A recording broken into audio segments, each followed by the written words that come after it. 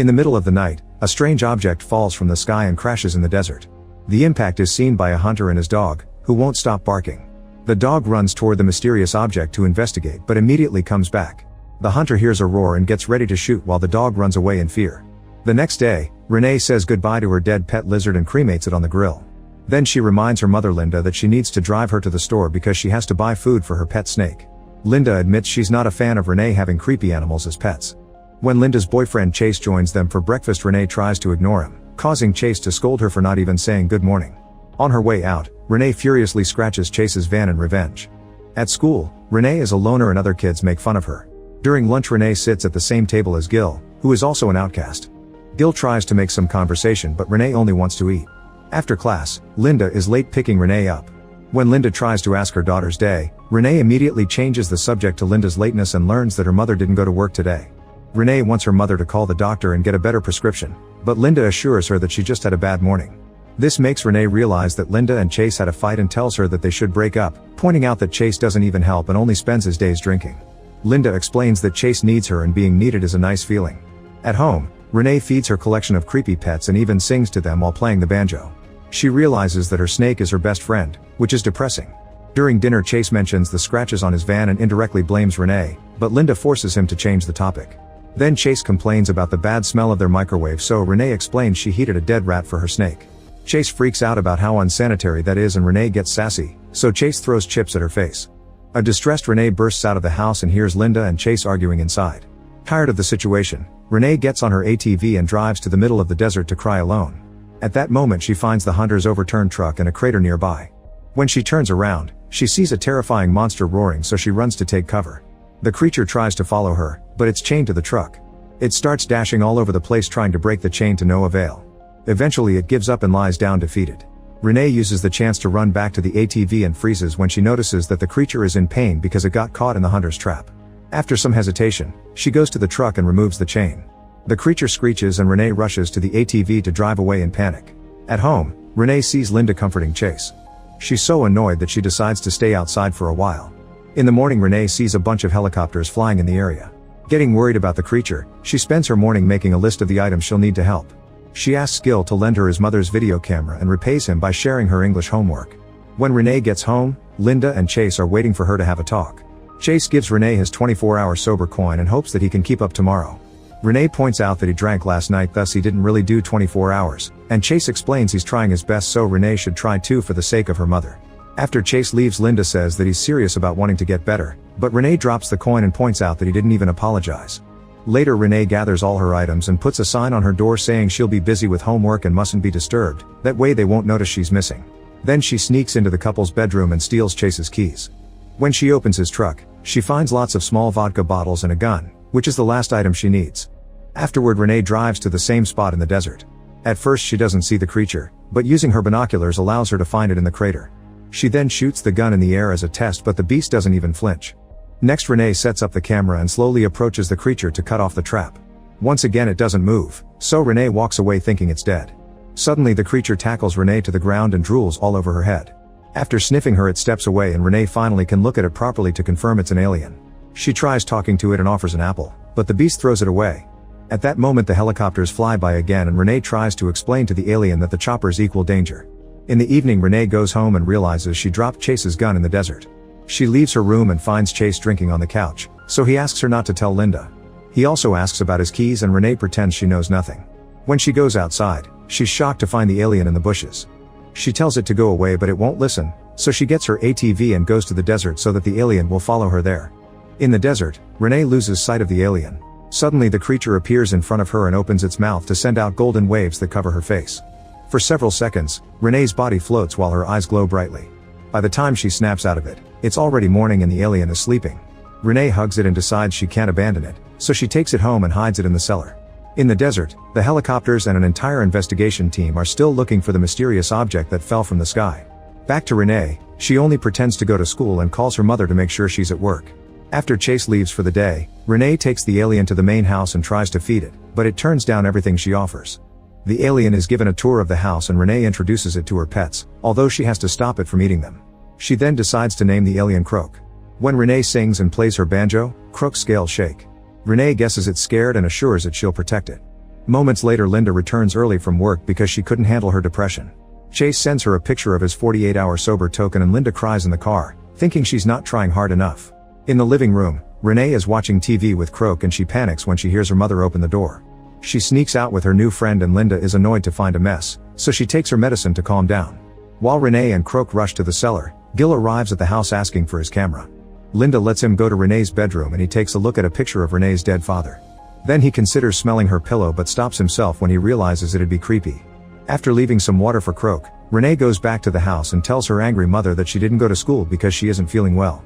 When Renee goes to her room, she discovers that Gil has watched the video of Croak. Renee says it's some animal that she saw in the desert but it ran away, claiming it was probably a fake. She takes the camera from him and discovers that Gil has stolen the tape. They fight over it but are interrupted by Linda, who announces that the door is staying open. After Linda is gone, Gil says he wants the truth or he'll take the tape to the police. Renee takes Gil to the cellar. Croak tries to attack the boy but Renee teaches it that he's a friend. When Croak sniffs Gil, he passes out and wets his pants. Moments later, Gil wakes up and Renee has to cover his mouth to stop him from screaming. Then Renee pets Croak while singing to make its scale shake, which convinces Gil that the alien is friendly. Afterward, Gil gives the tape back to Renee and agrees to keep the secret. Neither of them sees Agent Brown nearby spying on their conversation and taking pictures. In the evening, Renee hears noises in the cellar, so she goes down there and sings for Croak while playing the banjo. She explains that the instrument used to belong to her late dad and shares anecdotes from her childhood. Renee also tries to feed Croak but it doesn't like anything. The next day during lunch, Gil shares a theory inspired by Jurassic Park. He thinks that Croak doesn't want to be fed like a pet, it wants to hunt. In the evening, the teens take Croak to Hellhole Canyon and it finally gets to eat by attacking a bunch of pigs that Gil brought. After it's done eating, it brings a piece of pig for Renee. Renee tries to hug Gil to thank him but Croak roars and doesn't let them touch. After leaving Croak in the cellar, Renee tries to go to her room, only for a drunk Chase to grab her by the hair and throw her on the couch before asking about his gun.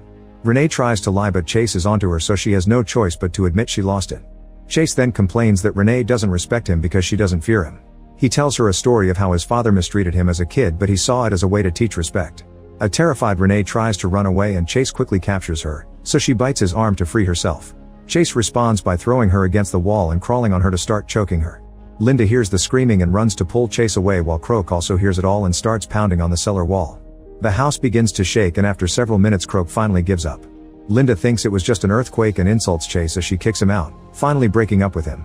When he hesitates to move, she throws a beer bottle at the wall, forcing him to finally leave.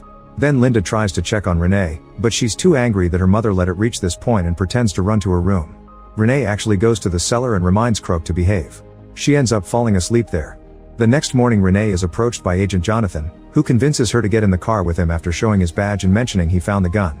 It's registered under Chase's name but the last fingerprints are Renee's. When she claims that she went to the desert to shoot cans, Jonathan says he'll be nice for now and hands her his business card. If she doesn't call him with the information he wants, he'll come back with a warrant and handcuffs. Meanwhile, Linda discovers that the water isn't working and calls a plumber. Since he's a friend, Linda goes to work while the man checks the issue. He goes down the cellar and finds Croak, so he hits it with his tools in panic. This causes Croak to bite him. The terrified plumber gets back in his van and drives away as fast as possible, but the pain and fear are keeping him distracted, so he ends up crashing into another vehicle. When Renee goes home after school, Linda tries to have a serious conversation with her. However, Renee starts yelling at her and blames her for everything. This makes Linda break down, so she tells Renee about the water before going to her room. Renee realizes what broke the pipes and runs to the cellar to find human blood on the floor. She checks on Croak and notices the alien is bleeding too. Renee tells it not to hurt people and finally accepts that she can't keep Croak in the house anymore. In the meantime, Gil is visited by Brown. In the evening, Renee drives her ATV to the desert and makes Croak follow her. It starts running so fast that it passes the vehicle. They meet with Gil and Renee explains she's thinking of putting Croak in Chase's van to take it to a reserve where it won't be found. This would require her to stay with it until she's sure it's safe. Gil then reveals that Brown visited him and threatened to deport his immigrant relatives if he didn't share information, but he didn't say anything. Afterward, Renee hides Croak in a big box in the desert and goes home to start packing for the trip. She leaves a letter for Linda and frees all her pets. When she gets in the van, a drunk and armed Chase shows up and pulls her out. Then Chase forces Renee and Linda to sit in the living room with him so he can complain about not being loved. He gets angry and throws the table. Meanwhile, in the desert, a group of agents finds the box, but when they look inside, they find it empty. Croak is currently running back to the house. Chase is beating up Linda, who desperately tells her daughter to leave. Renee tries to run away, so Chase follows her and smashes her face on the van.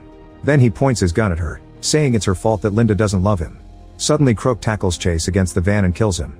When Renee tries to stop the alien, Croak roars at her and runs away. At that moment Gil arrives and throws up when he sees Chase's body. He thinks Croak is beyond helping now and reveals he's talked to the agents. Suddenly Jonathan comes out of the house and shoots the tires of the ATV. Soon the whole team surrounds the house and sets up all their equipment. Renee is tied to a chair and a net is put on her hair to connect her to a computer that confirms her bond with the alien is the strongest the agents have ever seen. Jonathan breaks Renee's finger to make her scream. Croak hears her and immediately runs back to the house, only to walk right into a trap that continuously shocks it until it passes out. Renee yells as she begs for mercy but Jonathan puts her to sleep. Sometime later Croak is being taken to a government facility on a special platform that keeps it docile. Renee is being kept on a chair in an empty room and when Jonathan wakes her up, she spits on his face.